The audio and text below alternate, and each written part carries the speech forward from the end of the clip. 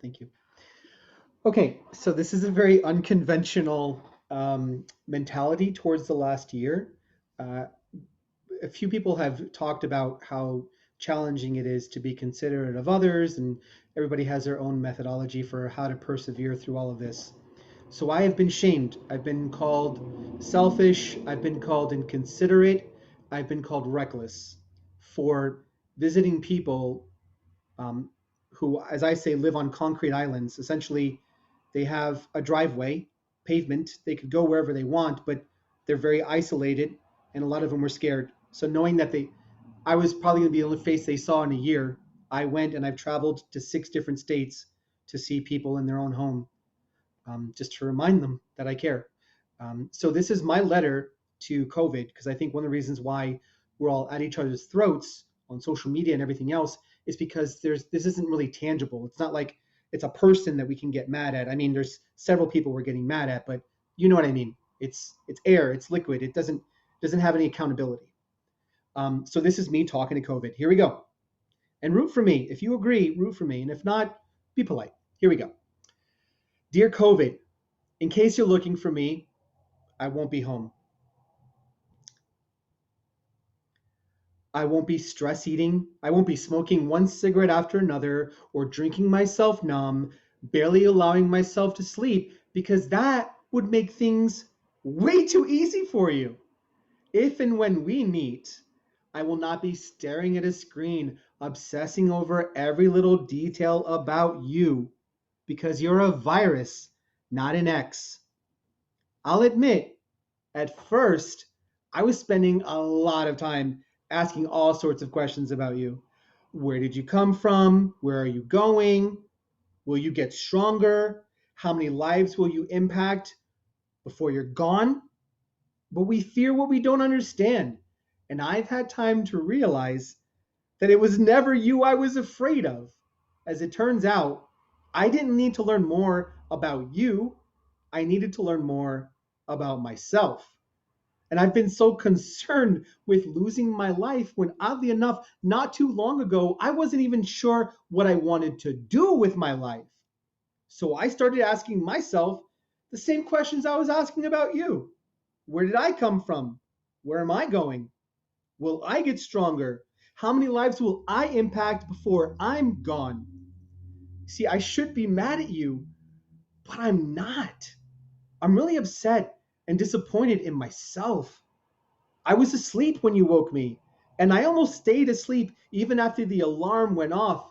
But then these calls came in from people I've known my whole life, but whose voices I've hardly heard, people who barely call me on my birthday. And the effect was pretty contagious, almost as contagious as I hear you are. So I started calling people I hadn't spoken to in a while. You know, all this time away from work and others has shown me what I really look like. I was always so concerned with my appearance. The morning routine alone was exhausting and stressful.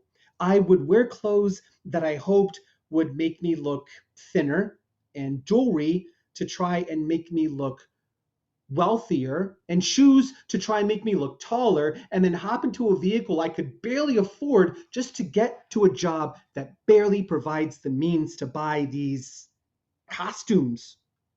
It's so strange. They want me to put on a face mask, but as it turns out, I've been wearing a mask pretty much my whole life. It's so much easier to breathe without all this added weight of facade and performance. The air has never been so incredible. I want to breathe it all in. I'll admit, I keep wondering when you'll stop, when the world will go back to how I remember it. But the more I think about it, if I'm being honest, the more I hope it never goes back to how it was. I don't want to go back to being the person I was before you showed up in the world. There was so much about me I wasn't all that really happy with.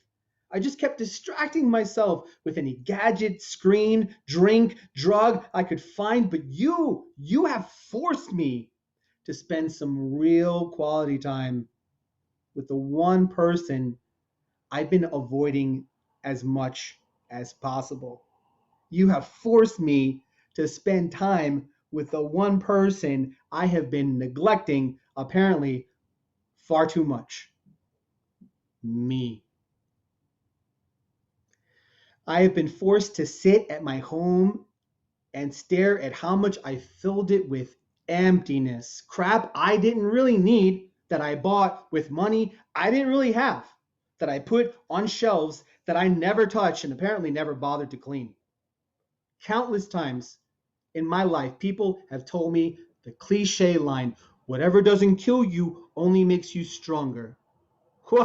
And then you show up and you ask me, how much of that calendar quote do you really believe? All that energy I spent being afraid of dying has turned into a desire to actually live, not just maintain a pulse or a paycheck, but be present in my life and the lives of those I care about. I've been afforded the time to look at the seemingly endless photos I took, thousands, by the way, to look and realize that life is not about capturing the moment. It's about allowing the moment to capture us. And I could sit at home. I could sit at home. I could gain weight. I could watch TV. I could avoid everyone I care for and blame you for it.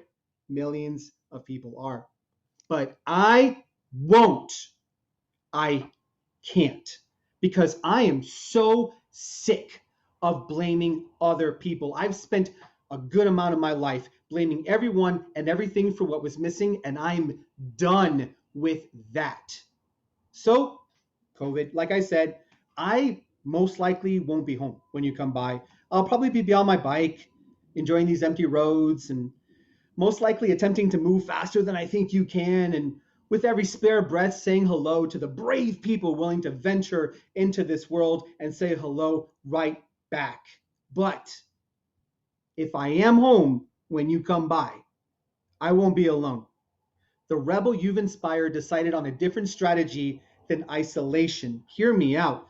You see, you want different results, you have to try different methods. And I have spent so much of my life intentionally alone, enough to know that isolation does not heal. Isolation hurts. Isolation kills. But I have filled my house with the people that remind me how valuable this life is and what I'm fighting for in the first place. If you want them, you'll have to come through me. And I'm not going down without a fight. I mean, literally, I have the best immune system out of everybody I know. So if you can get through me, good for you. Look, I'm going to tell you something. If your only goal was to kill me, don't worry. You succeeded. Because the person I was when you showed up, gone. And I have you to thank for that. Thank you.